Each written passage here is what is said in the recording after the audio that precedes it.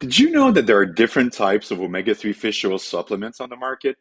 More specifically, I'd like to point out the different types of lipids that are contained in those omega-3 supplements.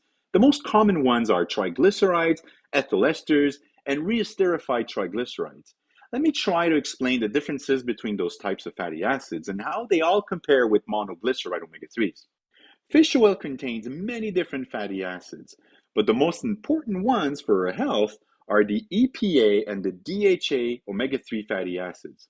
So all those fatty acids, including EPA DHA, naturally comes in the form of triglycerides. That's a type of fatty acid. This is a very large molecule and heavy molecule that your body cannot directly absorb. So, in order to absorb triglycerides, your body needs to digest it, break it down into smaller molecules that your body will then be able to absorb. So, those triglycerides can be found in omega 3 supplements that contain very low concentrations of omega 3s, like cod liver or salmon or anchovy sardine oil. So, what about those omega 3 supplements that contain very high levels of omega 3s? What are they made of? What types of fatty acid do we find in those supplements? So first, in order to concentrate the levels of EPA, DHA, omega-3 in fish oils, you need to first convert those very large triglyceride molecules into ethyl esters, which are much smaller and lighter. So now that they're in a smaller, lighter ethyl ester forms, the different fatty acids can be separated, and omega-3 EPA, DHA can now be concentrated using a process called molecular distillation. So you can stop there and take your ethyl ester omega-3 concentrates and formulate them into omega-3 supplements. So those ethyl ester omega-3 concentrate supplements can be found pretty much anywhere. They're not that expensive, but they're not great either. I mean, their absorption is not optimal. And multiple clinical studies have also shown that ethyl ester EPA DHA omega-3 fatty acids are barely absorbed when taken with a low-fat meal. So because ethyl esters are not that great, some companies choose to reconvert them back into triglyceride.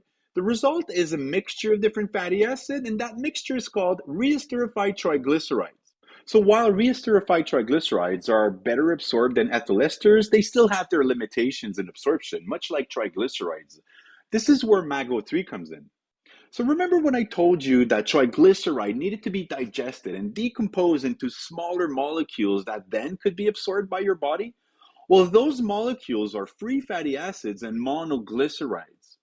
So monoglyceride, EPA, DHA, omega-3, or MAG-O3 have already been exposed to the same enzymes that we have in our digestive system and that decomposes triglyceride into smaller free fatty acid or monoglyceride molecules. So it's packed with monoglyceride EPA DHA that can basically bypass your whole digestive system and be directly absorbed in your body. And it actually works. MAG-O3 monoglyceride EPA DHA have been shown in multiple studies to be better absorbed than ethyl esters or reesterified triglycerides, especially when given with a low-fat meal. So this means that if you're on a low-fat diet or suffering from malabsorption or obesity, MAG-O3 is actually the perfect omega-3 supplement for you.